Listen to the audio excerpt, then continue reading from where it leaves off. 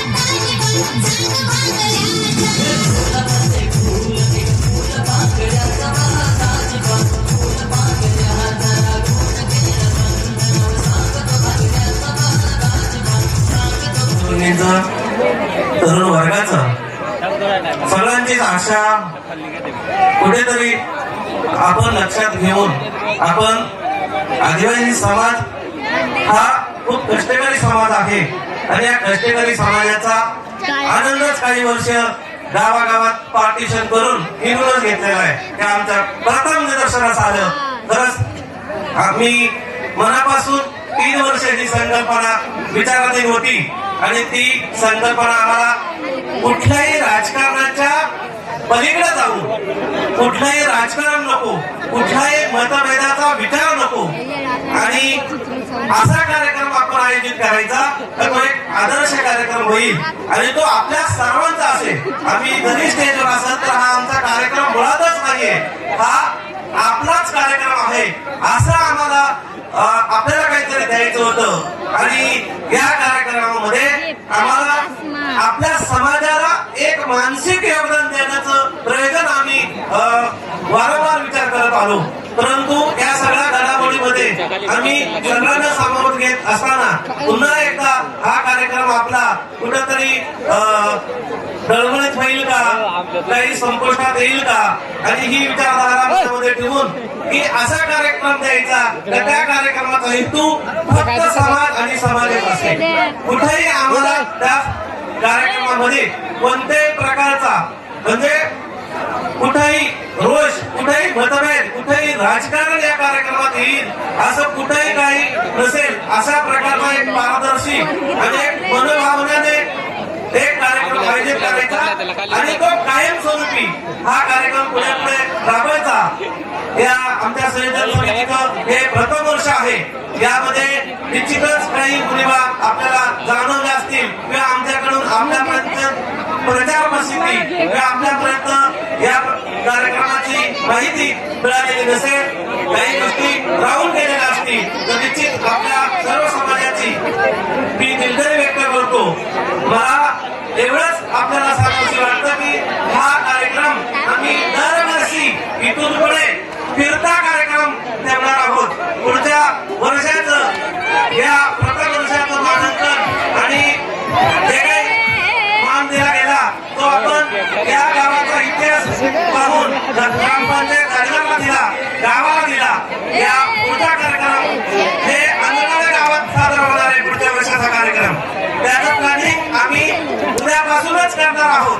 हे आपल्याला या ठिकाणी याच ठिकाणी तुम्हाला स्पष्ट करतो आणि अशा प्रकारे आम्ही प्रत्येक गावात हा कार्यक्रम कुणाचा इतिहास कुणाचा नाही, आमच्या संयोजक समितीचा मुळातच नाही, फक्त आमचं एक दिवसाचं योगदान आपल्या समाजाला काहीतरी आणखी चांगलं देईल का हा प्रयत्न आम्ही करत आहोत. यामध्ये समाजाला आनंद देणे आणि त्याच्यानंतर यामधून गावागावात समाजाच्या गरजा काय आहेत त्या कशा पूर्ण करता येईल याचा प्रयत्न सुद्धा आमच्या कार्यक्रमामध्ये आहे.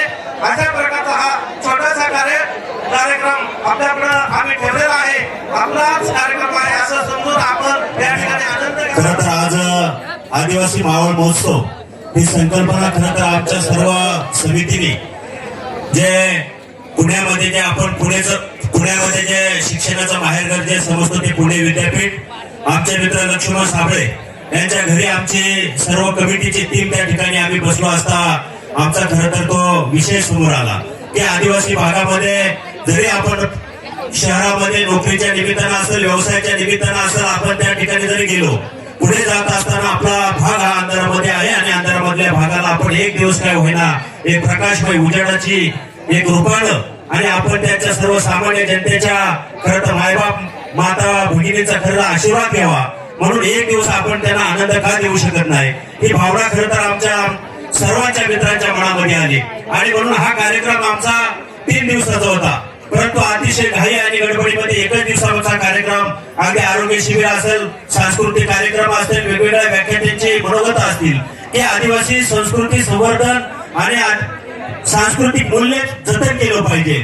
जे आपल्या चालीरीती पिढ्या पिढ्या आलेल्या त्या आपण कुठेतरी जपणूक केली पाहिजे ही भावना खरं तर आमच्या सर्व संयोजकांची आणि समितीच्या माध्यमातून आली आणि हा कार्यक्रम 3 दिवसाचा असताना आम्ही तात्काळ नियोजन केलं. ते नियोजन करत असताना आमचे मित्र देवरामजी धादवड यांचा वाढदिवस पण होता आणि म्हणून त्या निमित्तानं आम्ही घाईने नियोजन केलं का वाढदिवस या कार्यक्रमाच्या निमित्तानं आपण साजरा करूया सगळ्यांनी ठरवलं.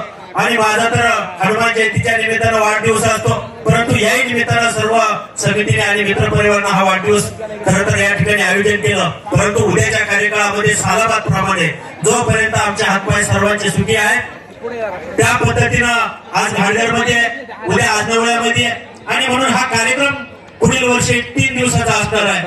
आणि म्हणून आपल्या सर्व मायबाप माता भगिनींचा, सर्व युवकांचे आशीर्वाद आमच्या पाठीशी असू द्या.